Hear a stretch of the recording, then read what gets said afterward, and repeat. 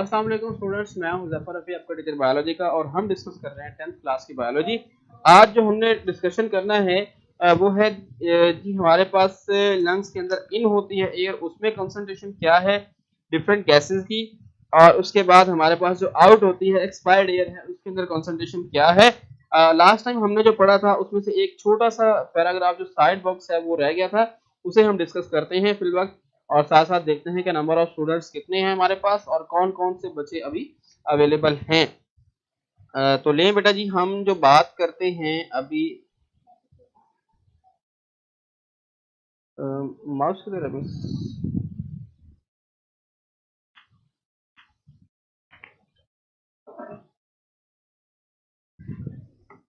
ले तो बेटा जी अभी हमारी डिस्कशन मैं देख रहा हूँ स्टूडेंट्स को कि स्टूडेंट्स जो है वो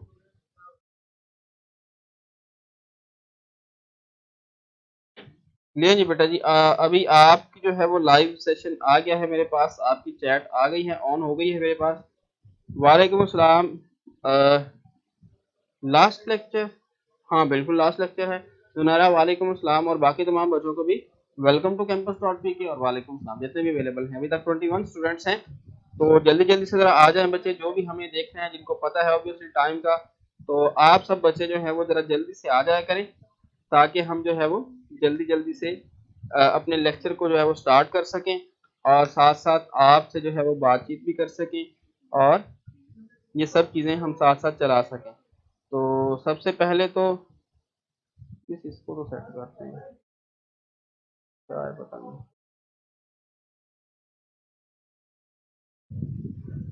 नंबर ऑफ स्टूडेंट भी शो हो रहे हैं, स्क्रीन भी बड़ी है, तो जरा प्रॉपर यहाँ पे सही हो जाए। ये ले लें, चलिए। अच्छा जी बेटा जी, आज हमने जो एक साइड बॉक्स है वो हम देख रहे हैं पेज नंबर 7 पे। हमारे पास पेज 7 है, पेज नंबर 7, और इस पे साइड बॉक्स एक बना हुआ है वो देख रहे हैं। ठीक है जी, साइड बॉक्स हमारे पास है, ले जी इसे हम देखते हैं। Please identify location of level. अच्छा जी, हमारे पास the breathing movement are involuntary to the large extent. क्या कहते हैं, जो हमारे सांस लेने की मूवमेंट है काफी हद तक इनवॉलेंटरी हैं। It mean that they are not under control of our brain, हमारे ब्रेन के कंट्रोल में नहीं है। However we can control the rate of breathing but not for the long time. हम इसे बहुत थोड़े टाइम के लिए कंट्रोल कर, ये शॉर्ट एमसीक्यू आता होता है कि respiration, the process of respiration या ब्रीदिंग इज इनवॉलेंटरी और वॉलेंटरी। तो आपने वॉलेंटरी, इनवॉलेंटरी या अंडर कंट्रोल ऑफ ब्रेन इस तरह लिखा होता है, तो आपने इसमें से इनवॉलेंटरी को टिक करना है because it is involuntary action. इसके अंदर हमें नहीं पता होता कि जिस तरह आप सोए हुए रात को, वॉलेंटरी एक्शन वो होता है जिसे हम सोच समझ के काम करें। फॉर एग्जाम्पल मैंने ये बोर्ड मार्कर पकड़ा, मैं ऐसे ऐसे कर रहा हूँ, ऐसे कर रहा हूँ, this is all according to my thinking. ये सब का सब जो है मेरी सोच के मुताबिक हो रहा है, चल रहा है, ठीक है। लेकिन हमारे पास जो ब्रीथिंग है, कभी तो हम सोच कर सांस ले रहे हैं, लेकिन this is for short time, ये बहुत थोड़े टाइम के लिए होता है। फॉर लॉन्ग टाइम हम इसे कंसीडर नहीं कर सकते, ऐसे हम नहीं चला सकते होते, ठीक है बेटा जी। तो इसलिए ये वहां का वहां क्या है, अब सही है।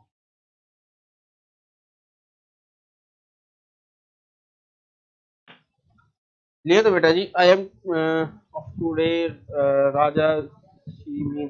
अच्छा बेटा चले अपनी डिस्कशन बंद करें, अब आपकी चैट ऑन हो गई, मैं देख रहा हूँ आप लोग क्या कर रहे हैं, कौन कौन से बच्चे और क्या क्या कर रहे हैं। तो लेंगे स्टूडेंट्स देखते हैं। अभी हम ये साइड बॉक्स वगैरह मैंने आपको बता दिया कि सांस को हम कंट्रोल कर सकते हैं but for a limited time, ज्यादा लंबे अरसे के लिए हम नहीं कर सकते, थोड़े सा टाइम के लिए हम इसे कंट्रोल कर सकते हैं। For example a few seconds, 5 10 15 second maximum, ठीक है, डिपेंडिंग अपॉन द टाइम, जिसकी जितनी कोई कैपेसिटी है लंग्स के अंदर एयर को स्टोर करने की, ऑक्सीजन निकालने की हवा में से, डिपेंड, ये अलग अलग है, 1 मिनट से लेके फर्दर मोर तक चलते जाते हैं बच्चे, बहुत सारे स्टूडेंट में डिफरेंट करता है, ठीक है। अब सांस रोक के ना देखने लग जाना, ठीक है। वालेकुम अस्सलाम रोशान और Kashyap sir, breathing process during sleeping involuntary होता है। जी बेटा, इसे हम इनवॉलेंटरी ही कंसिडर करते हैं, इवन के जागते हुए हम इसे भी इनवॉलेंट्री ही कहते हैं। सोते हुए भी इनवॉलेंट्री होता है और जागते हुए भी इनवॉलेंट्री कहते हैं, क्योंकि सम टाइम हम इसे सोच के कर रहे होते हैं, सम टाइम हम इसे सोच के कर रहे होते हैं, और ज्यादा टाइम जो हम बगैर सोचे समझे ही क्वेश्चन बेटा एमसीक्यूज आता है उसमें से वॉलेंट्री और इनवॉलेंट्री के हवाले से। Breathing movement of lungs is voluntary, involuntary, under control of brain, none of these या ऑल ऑफ दीज, तो उसमें से आपने इनवॉलेंट्री को करना, ठीक है। इनवॉलेंट्री ये हमारे कंट्रोल में नहीं है, ये मैंने आपको बता दिया, ठीक है। ओके सर जी। ले अच्छा जी बेटा, एक बच्चा क्वेश्चन पूछ रहा है फेरेंक्स। हाँ जी, पहले नेजल कैविटी आती है, एक्सटर्नल नॉस्ट्रल्स, उसके बाद इंटरनल नॉस्ट्रल्स, फिर आता है आपके पास फेरेंक्स। फेरेंक्स से पीछे होता है लैरिंक्स, फेरेंक्स से बिल्कुल पीछे की तरफ होता है लैरिंक्स, तो वहां पे उसे ही हम वॉइस बॉक्स कहते हैं, ठीक है, उसे हम वॉइस बॉक्स कहते हैं। ले जी बेटा, अब आगे हम चलते हैं, वहीं पे खड़े रहते हैं, आगे नहीं चलना, यहीं पे बैठे रहना है। पेज नंबर हमारे पास आ गया जी 8। ले जी पेज नंबर मैं चेंज कर रहा हूँ, पेज नंबर हमारे पास 8 आ गया है। अब हम बात करते हैं पेज नंबर 8 पे क्या क्या है। हमारे पास दो किस्म की हवा है एयर से, एक को हम कहते हैं इंस्पायर्ड एयर और एक को हम कहते हैं एक्सपायर्ड एयर, ठीक है बेटा जी। हमारे पास दो है, comparison between inspire and expire air, हम यहाँ मेंशन करते हैं। यहाँ पे है हमारे पास इंस्पायर एयर, ठीक है, या इनहेलेशन, इंस्पायर हम लिख लेते हैं इंस्पायर्ड एयर, और सेकेंड पे हमारे पास क्या है जी, एक्सपायर्ड एयर। जो एक्सपायर होती है, एक्सपायर का मतलब जो बाहर आउट होती है, उसे हम क्या बोलेंगे जी, एक्सपायर्ड एयर। ये वो हवा जो बाहर आती है बॉडी से, उसे हम एक्सपायर्ड एयर कंसीडर करते हैं, और जो एयर इन होती है बॉडी में, उसे हम कहते हैं इंस्पायर एयर, कि ये इन होने वाली एयर है, ये इंस्पायर एयर है, ठीक है बेटा जी। तो ये हमारे पास एक ग्राफ या टेबल की फॉर्म में बन जाएगा, जिसे हम देखते हैं कि इसके अंदर क्या क्या चीजें हैं और किस किस तरह से वो मूव करती हैं। फर्स्ट नंबर पे हमारे पास आता है कि हमारे पास अमाउंट ऑफ ऑक्सीजन कितनी होती है। ऑक्सीजन O2 परसेंटेज कितनी है जी हमारे पास, 21 इंस्पायर में है 21%, और कितनी है जी एक्सपायर्ड में 16%। ये हम सिर्फ और सिर्फ थोड़ी सी तकरीबन 4 से 5% हम देखें, हम हवा इस्तेमाल करते हैं ना, अंदर ले जाते हैं, वो हवा हमने जो इन की है बेटा, अभी मैं आपसे आपकी बातचीत को हम देख जरूर रहा हूँ, लेकिन उस पर रिस्पॉन्स नहीं कर रहा। वो एंड पे इंशाल्लाह को गपशप पे लगाएंगे, बातचीत करेंगे, ऑब्वियसली मंडे है आज, तो आप लोग सर आप टॉपिक में से पॉइंट्स मार्क नहीं करवाते, लाइक डेफिनेशन स्ट्रक्चर, हाँ ठीक है, मैं इंशाल्लाह मार्क करवा देता हूँ। अभी तो आज तो पूरा हमारा है ना, ये ग्राफ टाइप है, टेबल है, लेकिन उसके बाद आगे से मैं इंशाल्लाह आपको करवा दूंगा। ऑब्वियसली पिछले मैंने वैसे करवाई है, ऐसी बात तो नहीं है, शायद आप कहीं और गुम होती हैं, मैंने आपको मार्क करवाया है। देखिए मैं आपको बताता हूँ पीछे से, वो एज अ लॉन्ग क्वेश्चन था, उसमें ज्यादा नहीं मैं आपको मार्क, ठीक है मैं आपको करवा देता हूँ, ठीक है। नेक्स्ट अब जितना भी चलेंगे पीछे से मैं आपको किसी टाइम निकाल के मार्क करवा दूंगा, ठीक है। तो अच्छा, मैसेंजर खत्म हो गया, अल्लाह मैसेंजर को जन्नत नसीब करे, चलें जी आमीन आमीन, ठीक है, अच्छी बात है। अच्छा, इसके बाद हमारे पास हम जो इन कर रहे हैं एयर और जो आउट कर रहे हैं, इसमें डिफरेंस कितना है, थोड़ा सा डिफरेंस है। जो हम एयर इन करते हैं उसके अंदर 21% ऑक्सीजन है, और जो एयर आउट करते हैं उसके अंदर 16% है। या हम मतलब हमारे अंदर, हम जो अपने आप को बड़ा समझते हैं, इतनी एबिलिटी नहीं है कि हम हवा में से ऑक्सीजन को निकाल सके मैक्सिमम। तकरीबन 4 से 5% ऑक्सीजन हम इस्तेमाल करते हैं, बाकी ऐसा जो वैसे ही बाहर निकाल देते हैं। जो एक्सपायर्ड एयर होती है ना उसमें 16, ये एमसीक्यू बड़ा मशहूर है कि उससे एक्सपायर्ड एयर में कितने परसेंट ऑक्सीजन होती है, वो कितनी होती है जी, 16% होती है। इंस्पायर में वैसे हवा में ओवरऑल 21% है, लेकिन 20.9 21 हम कंसिडर करते हैं, लेकिन जो एक्सपायर जो हम बाहर निकाली है उसमें 16% मौजूद होती है ऑलरेडी। तो ये एक मतलब थोड़ी, लेकिन जो परिंदे हैं हवा में उड़ने वाले, वो जो है मैक्सिमम अमाउंट ऑफ ऑक्सीजन को वो निकाल लेते हैं हवा में से, उनके अंदर ये एबिलिटी होती है, उनके अंदर ये कैपेसिटी होती है, ठीक है। तो नेक्स्ट हमारे पास है जी amount of carbon dioxide 0.04 and 0.4%, amount of 0.04% है और यहाँ पे 4% है। कार्बन डाइऑक्साइड हम ज्यादा निकाल रहे हैं, ये है जी CO2 concentration, carbon dioxide concentration percentage में कार्बन डाइऑक्साइड हम कितनी निकालते हैं बाहर, जो इंस्पायर एयर है उसमें बहुत कम होती है, 0.03 से 0.04% होती है, वो अंदर ले जाते हैं, और इससे हम तकरीबन कोई काफी गुना 100 गुना बढ़ा के उससे ज्यादा हम 4% के करीब तकरीबन निकालते हैं। हमारे पास जो कार्बन डाइऑक्साइड एक्सपायर्ड एयर में होती है वो ज्यादा होती है। ठीक है, हाँ जी बेटा, मैं आपकी बातें और वो सब चीजें टीचर्स को मैसेज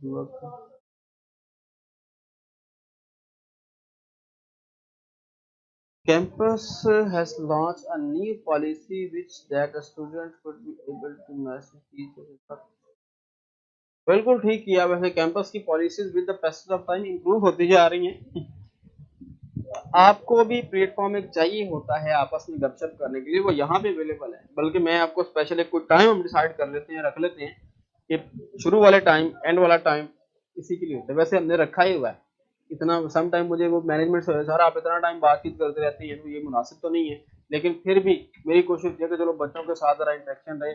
10th क्लास बेचारी लाडली होती है वैसे टीचर्स की, उन्होंने अगले साल चले जाना होता है इसलिए तो नेक्स्ट ईयर इंशाल्लाह आप फर्स्ट ईयर में होंगे, तो इसलिए थोड़ी गपशप और वो होना चाहिए। 9th क्लास वगैरह बंदा खींच के रख लेता है, लेकिन बेटा समझने का टाइम समझना चाहिए, ये बात आपसे जरूर मैं कहूँगा।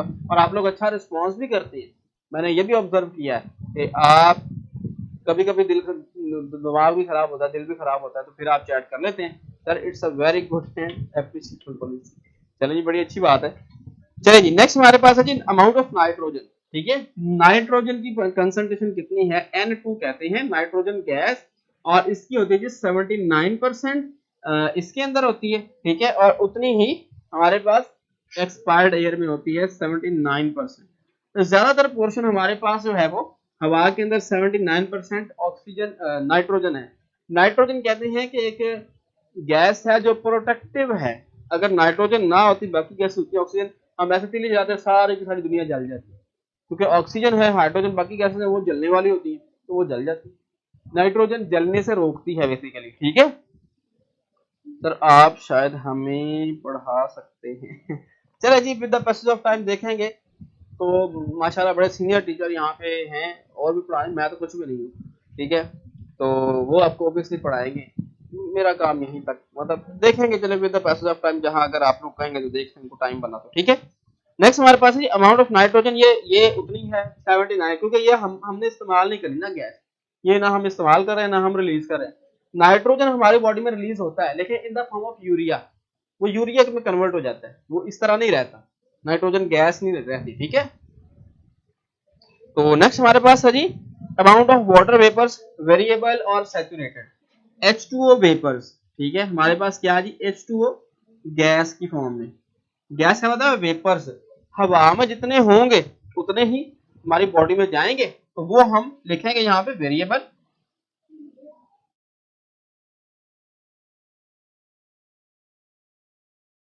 यहाँ पे वेरिएबल, और जो हम बाहर निकालेंगे उसमें कहेंगे सैचुरेटेड। सैचुरेटेड, ठीक है। अब ये किस तरह पता चलता है कि वाटर वेपर सर और ब्लड नीड ऑक्सीजन? बिल्कुल, we need oxygen only for the cellular respiration. बिल्कुल बेटा जी, सेलुलर रेस्पिरेशन के, रेस्पिरेशन बेसिकली एक केमिकल रिएक्शन है सर। कार्बन डाइऑक्साइड भी तो रोकती है जलने से नाइट्रोजन के साथ, हाँ, लेकिन उसकी अमाउंट बहुत माइनस ही है ना। कहाँ 79%, 0.04% एटमॉस्फेयर में, हवा में तो वो बहुत कम है, कंसिडरेबल, नॉट कंसिडरेबल। ठीक है, इसी से देखें प्लांट फोटोसिंथेसिस कर रहे हैं, और इसकी थोड़ी सी अमाउंट बढ़ जाए तो बहुत सारे मिसाइल पैदा हो सकते हैं हमारे यूनिवर्स के अंदर, दुनिया के अंदर खासतौर पर, यूनिवर्स तो नहीं है। अच्छा जी, अब हम बात करें वाटर वेपर्स की, वो सैचुरेटेड और वेरिएबल। क्या वेरिएबल वो जितनी हवा में मौजूद है? फॉर एग्जाम्पल आजकल ह्यूमिडिटी लेवल ज्यादा है, हवा में नमी का तनासुब ज्यादा है। जिस तरह ये बारिशों का मौसम होता है, जो हब्स का मौसम होता है, इसमें असल में ना air is filled with the water vapours, पानी के वेपर से फिल होती है, जिसकी वजह से हम जो पसीना आता है ना उसे वेपोरेट नहीं करती वो, क्योंकि हवा ऑलरेडी उसके अंदर वाटर वेपर्स बहुत ज्यादा है। देन क्या होता है, पसीना आता है, गर्मी लगती है, कहते हैं कि ऐसा गर्मी का मौसम आया, कपड़े धो के फैलाएं तो वो सूख जाते हैं फौरन, सूखे हुए कपड़े पहने तो फौरन गीले हो जाते हैं, पसीना आ जाता है। तो ये अजीब सी मौसम है। तो बिल्कुल ऐसे ही है, बारिशें शुरू हो गई हैं तो अब ये 1-2 महीने ऐसे ही रहेगा। अब इसमें एयर कंडीशन काम करता है, क्योंकि वो हवा में से नमी को खींच लेता है। असल उसका काम ये होता है, नमी जब खत्म हो जाती है कमरे में से तो आपको इजी फील होता है, कूलिंग भी फील होती है ऑब्वियसली साथ साथ। ठीक है, तो ये असल कश्यप बेटा बोले क्या बात है? नाइट्रोजन सारी बाहर आ जाती है, इसका कोई एडवांटेज है? बेटा बस ये प्रेशर को मेंटेन रखने का काम करती है, एटमॉस्फेरिक प्रेशर, बस यही आप कह सकते हैं, ठीक है। और बहुत सारे काम है नाइट्रोजन के, लेकिन ह्यूमन बॉडी के अंदर इसका काम नहीं है, रेस्पिरेटरी गैस नहीं है, ठीक है। अब वाटर वेपर हवा में जितने वो हमने अंदर ले जाने, जितने भी है मजबूरी है, लेकिन इसका इफेक्ट नहीं, जितने ज्यादा उतने अच्छा होता है, बहुत ज्यादा नहीं, नॉर्मल, मतलब 30, 40, 50% तक नॉर्मल आप कंसिडर कर लेते हैं। क्योंकि अगर बहुत कम वाटर वेपर हो ना हवा में, तो हमारी नेजल मेम्ब्रेन, यहाँ पे नाक में ना बारीक सी मेम्ब्रेन होती है झिल्ली, वो ड्राई हो जाती है, खुश्क हो जाती है। जब बिल्कुल खुश्क हो जाती है तो रैप्चर हो जाती है, फट जाती है। जब वो फटती है फिर ब्लीडिंग, नाक से खून आना शुरू हो जाता है। असल में जब बहुत एक्सट्रीम गर्मी होती है ज्यादा, और उस टाइम पे लोगों को जो है नाक से खून आना शुरू हो जाता है, अक्सर ये कॉमन प्रॉब्लम है। भाई कंफर्म कर दें, बट सर भी कंफर्म करें। क्या क्या Abdullah Abdullah Basit, you are right sir, variable and saturated में क्या डिफरेंस है? बेटा मैं अभी बता रहा हूँ ना आपको, मैं बता रहा हूँ। तो वो होता क्या है कि जब बहुत ज्यादा गर्मी होती है ना, तो नाक से ब्लड आना शुरू हो जाता है। वो क्यों आता है? बेसिकली आप ड्राई एयर को इनहेल कर रहे हैं, खुश्क हवा को अंदर ले जा रहे हैं। जब बहुत खुश्क हवा अंदर जाती है तो वो नेजल मेम्ब्रेन जो यहाँ पे तो खुश्क कर देती है, ड्राई कर देती है। जब वो ड्राई होती है तो वो फट जाती है, रैप्चर हो जाती है, क्योंकि खुश्क होने से चीजें सख्त हो जाती हैं और अकड़, तो वो जब सख्त हो जाती है। सर इज इट ट्रू कि अगर हमारे अराउंड नाइट्रोजन ना हो तो सारा कुछ जल सकता है? जी बेटा मैं यही तो आपको बताया, कच्चा तो सब कुछ जल सकता है, पॉसिबिलिटी इज दैट। क्योंकि ऑक्सीजन क्या है, तमाम चीजें, लकड़ी है यहाँ पे, मार्कर बोर्ड, तकरीबन मैक्सिमम चीजें, दरख्त हैं, पौधे हैं, जलने वाली हैं। लकड़ी है ना, लकड़ी और इस तरह की चीजें, और इवन के जमीन के अंदर भी कुछ चीजें इस तरह की हैं जो जलने वाली है। नाइट्रोजन को स्किप कर दें, बाकी जलने वाली, और ऑक्सीजन है वो जलने में मदद देती है, तो काम चल गया ना। Sir we need oxygen only for cellular है, बिल्कुल बेटा। Cellular respiration is a chemical reaction जिससे हम एनर्जी हासिल करते हैं, तो हमें ऑक्सीजन इसी के लिए चाहिए होती है जो हम इनहेल कर रहे हैं। बाकी ऑक्सीजन जो है, हम बहुत सारी चीजों में ऑक्सीजन खा भी रहे हैं। जब हम ग्लूकोज खाते हैं, C6H12O6 ऑक्सीजन है, वो हम खा रहे हैं, वो हमारी बॉडी का पार्ट भी बन रही है। कार्बोहाइड्रेट्स, प्रोटीन के अंदर, लिपिड्स हैं, प्रोटीन्स हैं, उनके अंदर ऑक्सीजन होती है।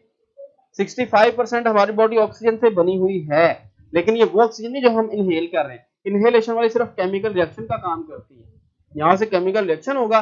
बाकी ऑक्सीजन जो हम एज अ डाइट इस्तेमाल करें कंबाइंड फॉर्म में, ये सिंपल ऑक्सीजन है, ठीक है। फॉर, हाँ जी, ओके थैंक्स, ठीक है बेटा। अब वेरिएबल आप सैचुरेटेड का बता दूं आपको, वेरिएबल होती है कि जितनी अमाउंट हवा में है उतनी है। सर्दियों में जब बहुत ज्यादा ठंड होती है, हम ये करते हैं, वो सारे बच्चे स्कूल आते हैं ना सुबह सुबह, बगैर किसी भी चीज के, वो इंजन, धुएं वाले इंजन बने हैं काले और धुआं का, ओ मेरा धुआं ज्यादा है। वो क्या होता है, वो असल में हम जब हवा बाहर निकाल रहे होते हैं ना, कंसंट्रेशन ज्यादा हो जाए तो फिर भी जल सकते हैं। नहीं बेटा, नाइट्रोजन एक अलग गैस है। नाइट्रोजन से बनती है hydrazine. Hydrazine is rocket fuel. आपने सुना होगा शायद कि जो गाड़ियां बहुत तेज भगाते हैं, जेट फ्यूल होता है, उसके अंदर नाइट्रोजन, वो नाइट्रोजन एग्जैक्ट नाइट्रोजन नहीं होती, उसका कंपाउंड होता है। हाइड्राजीन एक वेरी स्ट्रॉन्ग कंपाउंड है, बहुत तेजी के साथ चलता है। वो होता है इस तरह की जगह, सिलेंडर वगैरह होता है, आपने मूवीज शोवीज में देखा होगा, नाइट्रोजन सिलेंडर दबाया तो वो कई गाड़ी उड़ गई, पता नहीं कहाँ पहुंच गई, ऐसा पॉसिबल। मतलब नाइट्रोजन करती है इस तरह का काम, लेकिन इस तरह से जितनी अमाउंट यहाँ पे है उतनी अमाउंट कुछ भी नहीं करती इसको, ठीक है। इसके आखिरी चैप्टर में नॉन मेटल्स के बारे में भी एक पॉइंट है जिसको बताया गया है,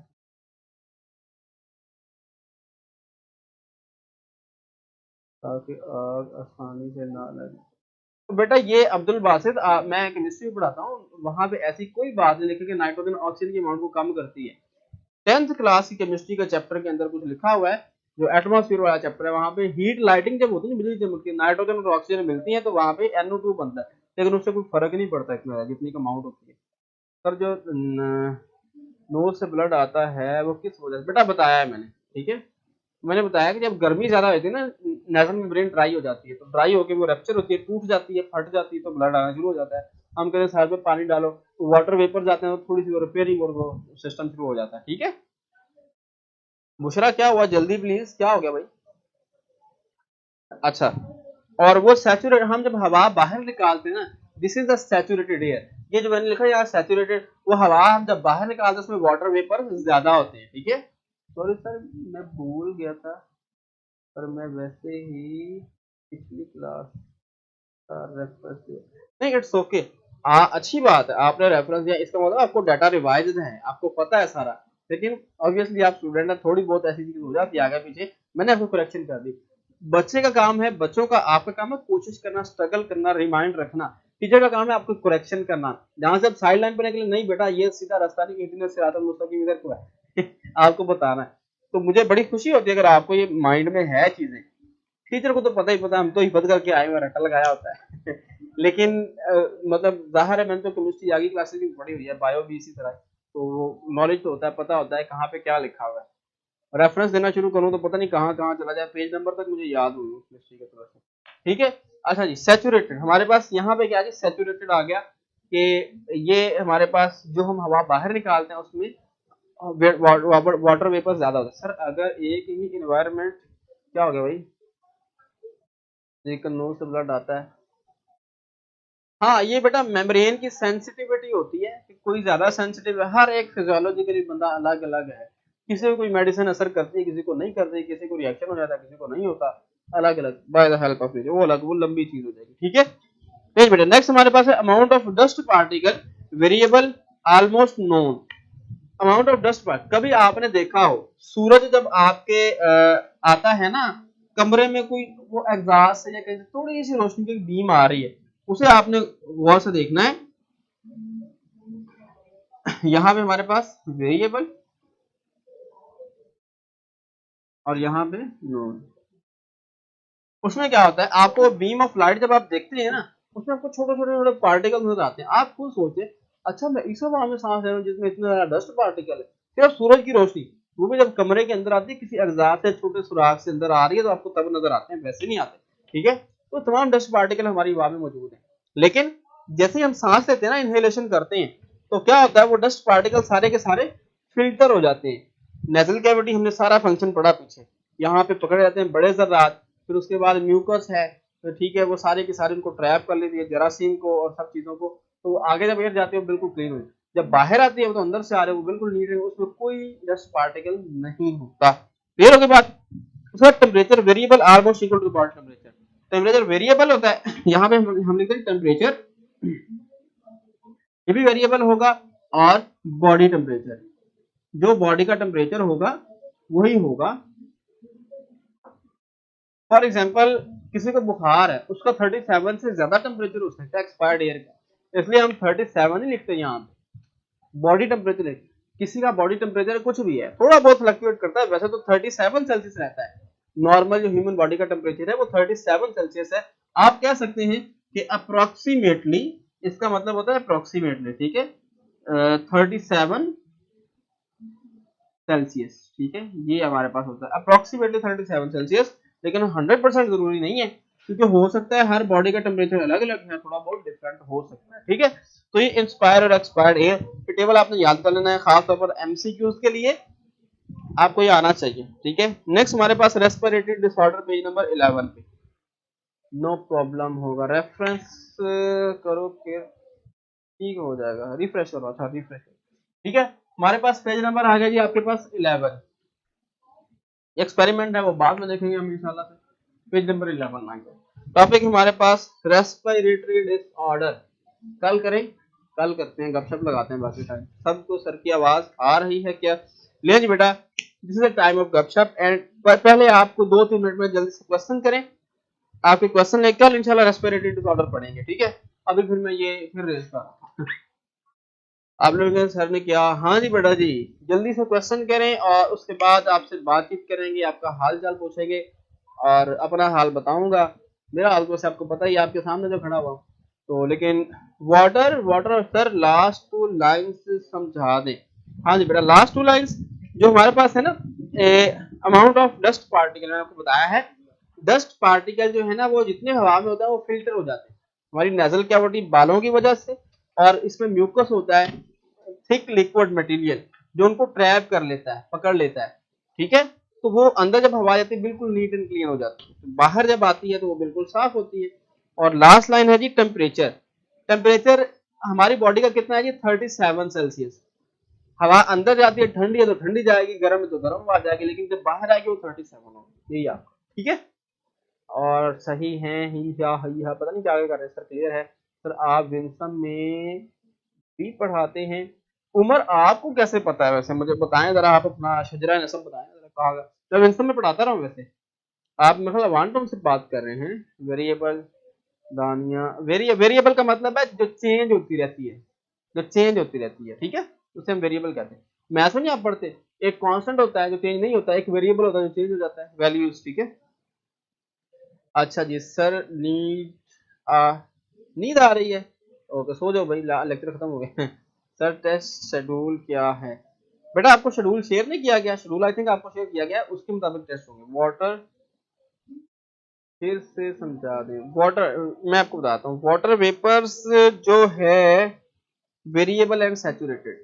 वाटर वेपर्स इस तरह है कि जब हम हवा अंदर ले जाते हैं ना, इंस्पायर्ड एयर, उसमें जितने हवा में वेपर्स होंगे वही अंदर जाएंगे, इसका मतलब जितने हैं उतने जाएंगे, कभी कम है तो कम जाएंगे, ज्यादा है तो ज्यादा। वेरिएबल, वेरिएबल का मतलब जो चेंज होते रहते हैं। एनवायरमेंटल सिचुएशन पर डिपेंड करता है। जो बाहर निकालते हैं वो सैचुरेटेड, मैक्सिमम उसके अंदर वाटर वेपर्स होते हैं, क्योंकि हमारे अंदर पानी है ना, पानी मैक्सिमम हवा के अंदर आ जाता है, तो हम इसीलिए कभी आप शीशे पे फूंक मारे ना करके, आगे वाटर वेपर्स आ जाते हैं, जबकि सिंपल हवा से तो नहीं आते।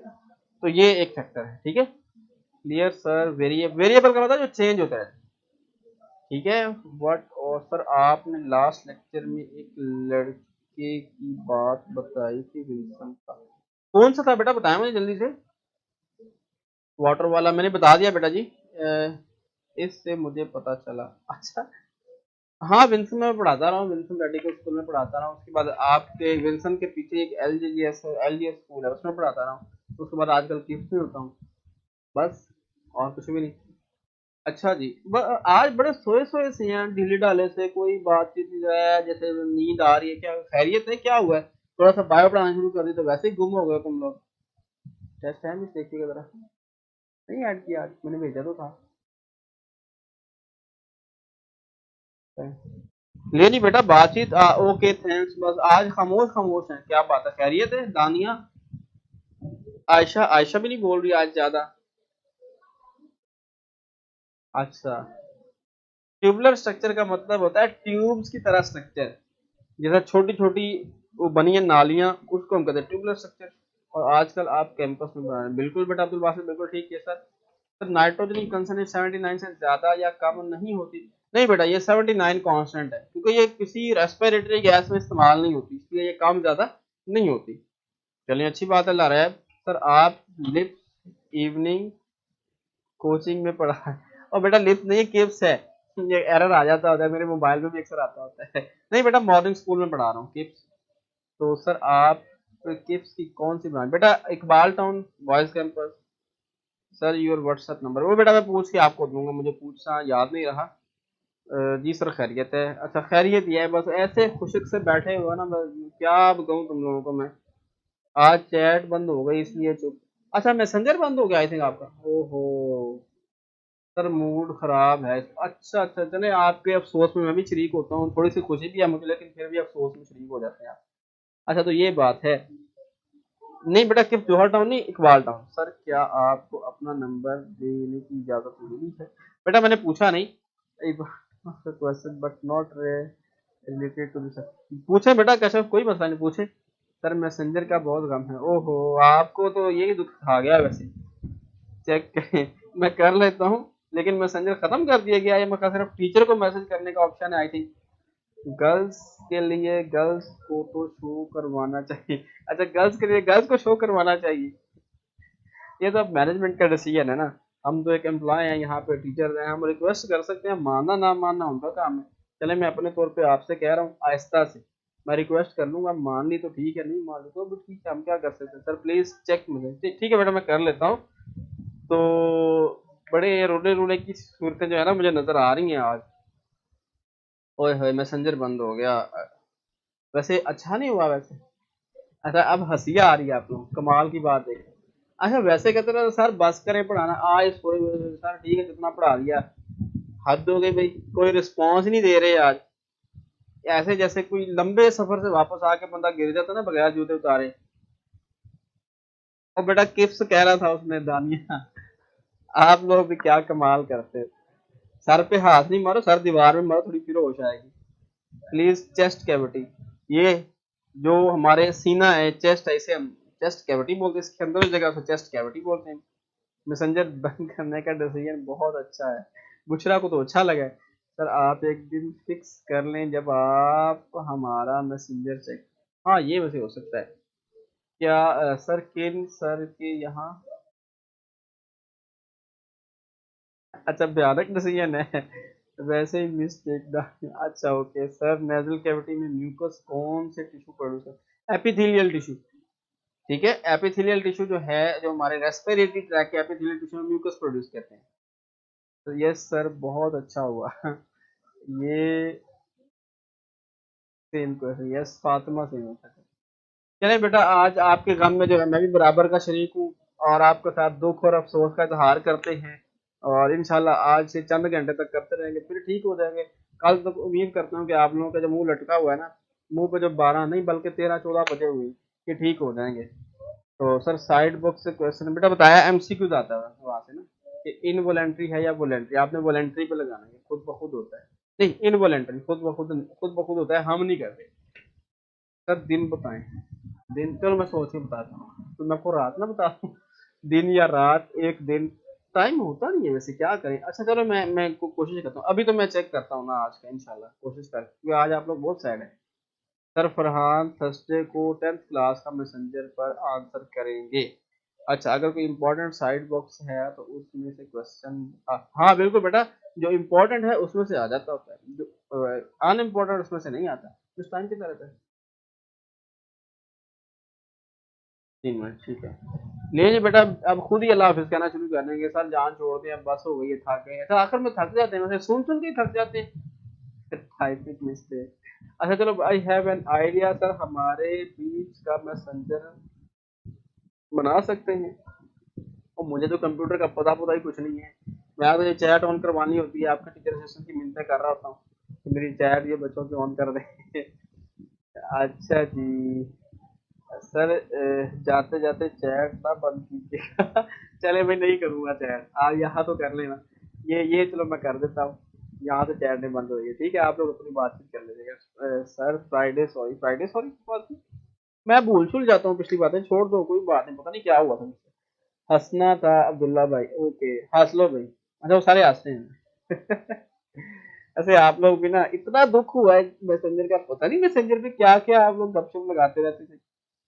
तो खैर कोई बात नहीं, बेसिक एम आपका जो है वो यहाँ पढ़ना है, और टीचर से डिस्कशन है वो ऑब्वियसली आपकी जारी रहेगी, क्योंकि आप टीचर्स को मैसेज कर सकेंगे, ठीक है।